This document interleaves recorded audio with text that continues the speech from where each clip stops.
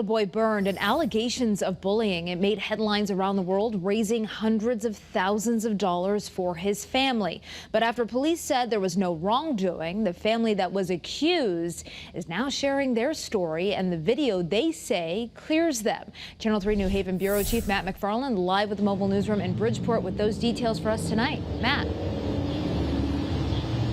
Well, Stephanie, the family says this has been pretty emotional for them, too, adding that they wanted to wait until Bridgeport police were done with their investigation, releasing their findings before they said anything, and also released that surveillance video, which they claim paints a far different picture than what was originally described. The surveillance video shows boys in a backyard playing with gas cans, lighting fires, even kicking a flaming soccer ball around. And they were interacting very nicely in the backyard, being boys. Laura Jacoby says she wasn't home at the time, but her upstairs neighbor was supposed to be watching their 4 boys. Unsupervised, 6-year-old Dominic Krankle would eventually catch on fire.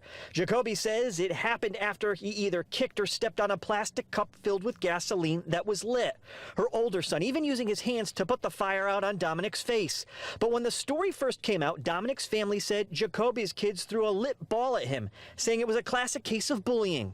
Next thing you know, I just hear my son screaming, "Help, they set me on fire. Mommy, help, they set me on fire." There was an outpouring of support, nearly $600,000 raised on a GoFundMe page, even a parade of first responders for Dominic as he recovered, and a chance to hang with the New York Yankees. But last week, Bridgeport police came out with their investigation, saying there is nothing in the video that portrays children deliberately setting the 6-year-old on fire.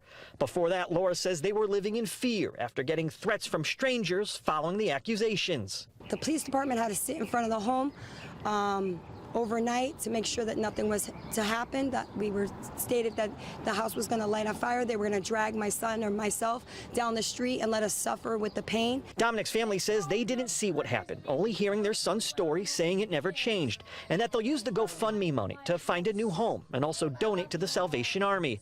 As for Laura and her family, she says they wanted to speak up now and show the video to clear their names. For closure, for the truth now, for closure. I want this out there so that I can have closure and the name to be no more bullying. There's no bullying. Now the family says they are considering legal options. You'll hear from their attorney coming up tonight at 6. We're live with the mobile newsroom in Bridgeport. Matt McFarland, Channel 3 Eyewitness News.